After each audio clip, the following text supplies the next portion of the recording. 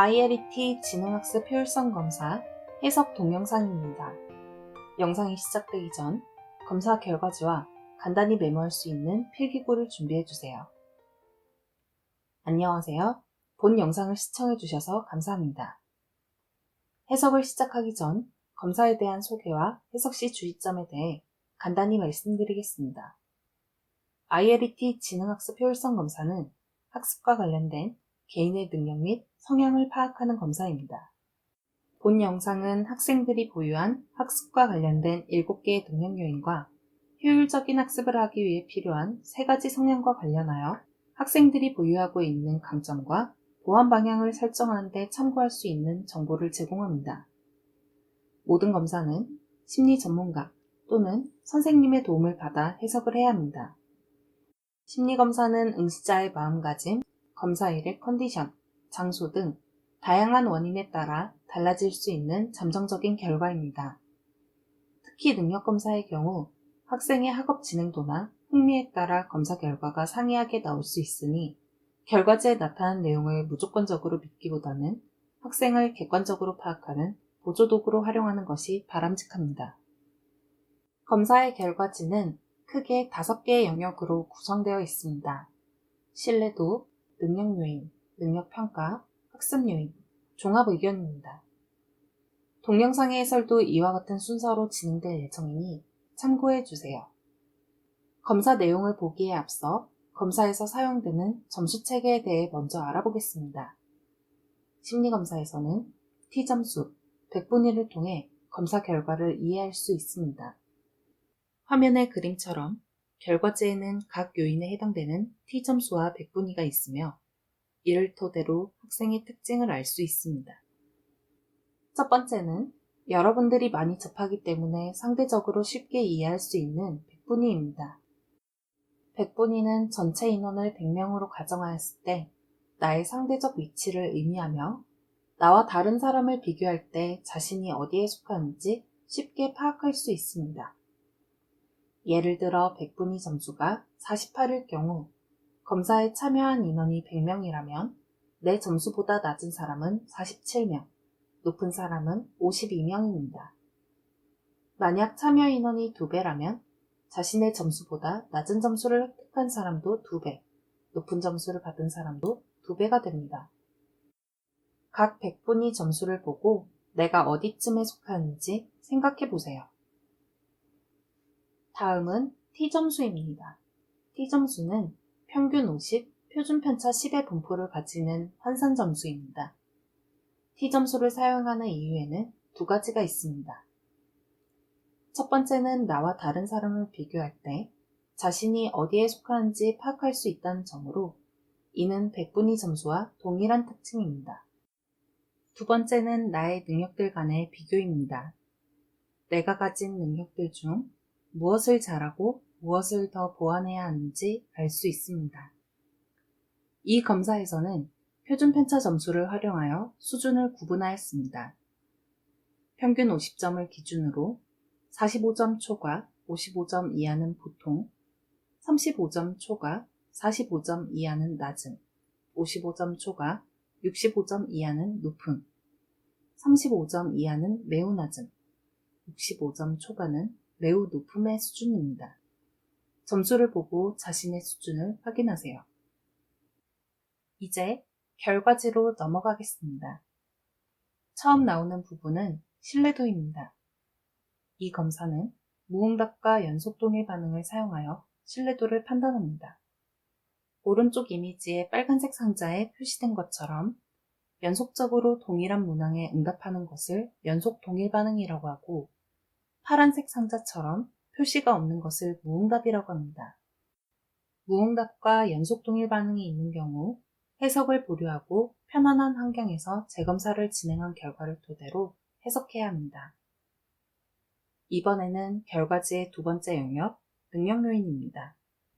능력 요인은 학습과 관련된 언어 추리, 언어력, 수논리, 수계산, 연역 논리, 도형 지각, 도형 변별력의 7개 요인으로 구성되어 있습니다. 각 요인에 대해 알아보겠습니다. 첫 번째는 언어 추리 요인입니다.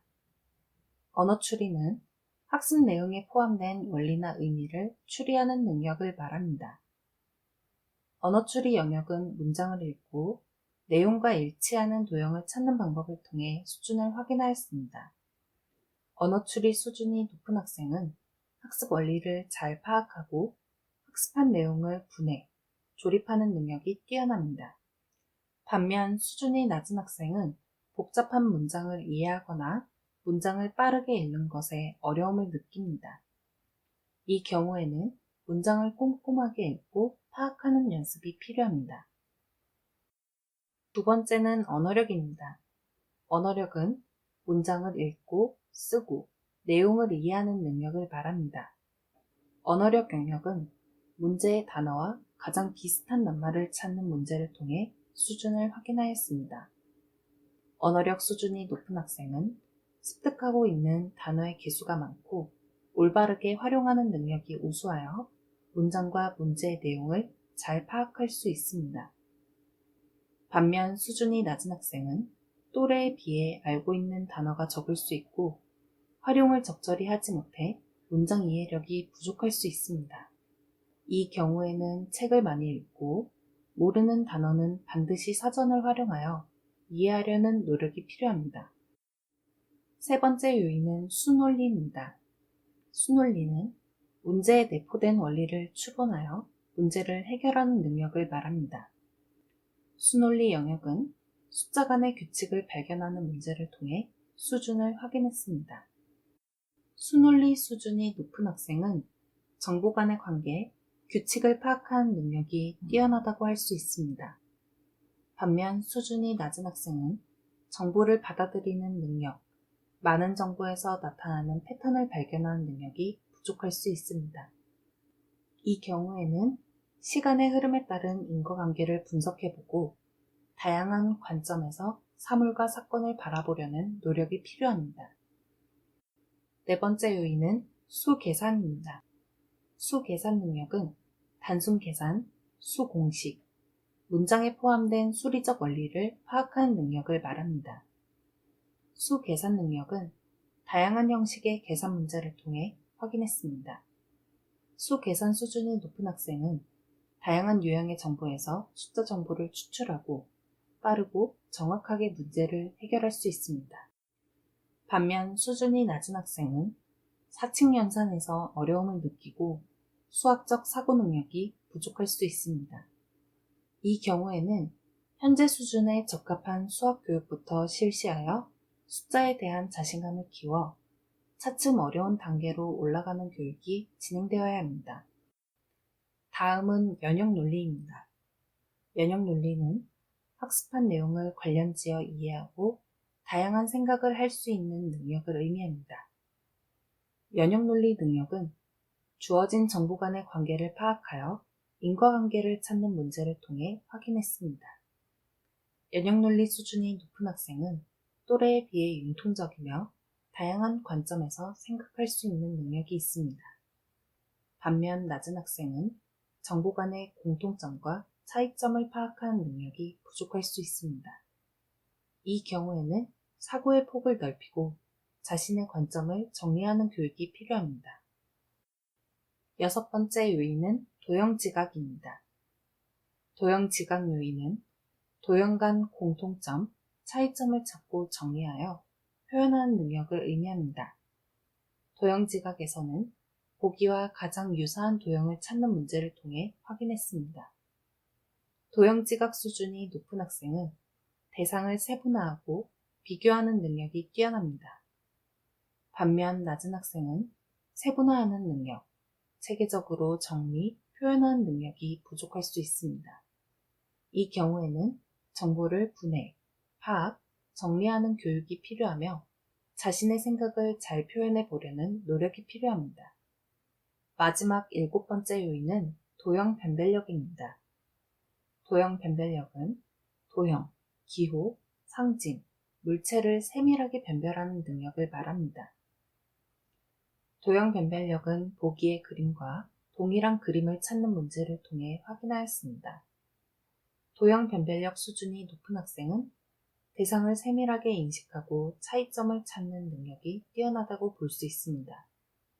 반면 낮은 학생은 대상을 세밀하게 인식하는 능력이 부족하며 이러한 능력이 요구되는 활동을 수행할 때 끈기를 가지고 꾸준히 하고자 하는 노력이 부족할 수 있습니다. 이 경우에는 이들이 흥미를 가지고 오랫동안 할 수 있는 숨은 그림 찾기나 물건 조립 등의 활동으로 낮은 도연 분별력을 보완하려는 노력이 필요합니다. 능력 평가 요인은 지금까지 설명한 7개 요인을 하나의 점수로 제시하고 있습니다. 결과지에서는 전국 기준 현재 자신의 상대적 위치와 반과 학년에서의 상대적 위치를 알려줍니다. 이제 학습 요인 파트를 알아보겠습니다. 학습 요인은 효율적인 학습과 관련된 3개 하위 요인인 학업 자신감, 성취욕, 학습 태도와 이를 종합한 학습 효율성 요인으로 구성되어 있습니다. 각 요인에 대해 알아보겠습니다. 학업 자신감은 자신의 학습 능력과 학업 성취에 대한 우월감, 자신감의 수준을 의미합니다. 학업 자신감은 학습과 관련된 자기 효능감과 유사하며 이 요인의 수준이 높은 학생은 자신이 노력하면 좋은 성적을 받을 수 있다고 생각합니다. 반면 낮은 학생은 공부에 대한 흥미가 적으며 부분적으로 열등감을 가지고 있을 수 있습니다. 이 경우에는 주변의 도움을 받아 공부에 관심과 자신감이 생길 수 있도록 지원이 필요합니다. 성취욕은 학업과 관련된 목표를 달성하기 위해 노력하는 정도를 의미합니다. 성취욕 수준이 높은 학생들은 스스로 목표를 정하고 달성하기 위해 노력합니다. 반면 낮은 학생은 목표 없이 공부를 하는 경향이 있어 학습 동기가 낮은 경우가 많습니다. 이 경우에는 적합한 강화와 보상을 통해 성취욕을 고취시킬 필요가 있습니다. 마지막 학습 태도는 공부할 때 나타나는 반복적인 행동을 의미합니다. 이러한 행동은 성실함, 집중력, 계획성과 관련이 있습니다. 학습 태도 수준이 높은 학생은 정리정돈을 잘하며 공부를 방해하는 유혹이 있다 하더라도 자신의 일에 잘 집중하는 모습을 보입니다. 반면 낮은 학생들은 자제력이 부족하고 정리정돈을 잘하지 못하는 경향이 있습니다. 이 경우에는 가장 흥미를 가지고 있는 과목을 먼저 선택한 후 집중 시간을 늘려가거나 자신만의 학습 계획을 세우는 방법 등을 사용할 수 있습니다. 또한 학습에 집중할 수 있는 환경을 조성하고 자신에게 효과적인 학습 기술을 습득하게 하여 학습에 대한 집중력과 흥미를 높일 수 있도록 해야 합니다. 좋은 학습 태도는 한 번에 습득할 수 있는 것이 아니기 때문에 주변에서도 이러한 태도가 익숙해지도록 칭찬과 같은 적절한 보상이 수반되면 더욱 효과적입니다. 학습 효율성은 학업에 대한 전반적 태도로 앞에서 살펴보았던 학업 자신감, 성취욕, 학습 태도를 통해 측정합니다. 학습 효율성 수준이 높은 학생은 자신의 장단점을 잘 파악하고 있으며 능동적으로 학습합니다. 반면 낮은 학생은 학업에 대해 낮은 자신감을 가지고 있으며 목표를 성취하고자 하는 욕구보다 당장의 흥미에 더 많은 관심을 두는 경향이 있습니다. 이들에게는 공부에 대한 명확한 동기부여 후 반복 학습을 통해 자신감을 높여주는 동시에 학습 환경을 개선하여 공부에 대한 집중도를 높일 수 있도록 해야 합니다. 종합 의견은 능력평가와 학습 요인에 따른 최종 의견을 의미합니다. 전국 기준에 따른 상대적 위치, 상대적으로 뛰어난 영역, 학습 요인에 따른 종합적인 의견이 제시됩니다. 모든 심리검사 결과는 검사 당일의 마음가짐, 컨디션, 장소 등 다양한 요소의 영향을 받아 나타나는 잠정적 결과입니다. 완벽한 심리검사는 없으며 개인을 완벽하게 평가하는 것 또한 불가능합니다. 따라서 심리검사 결과는 참고사항으로만 사용하며 올바른 해석을 위해 반드시 전문가의 상담을 통해 이해하시기 바랍니다. 감사합니다.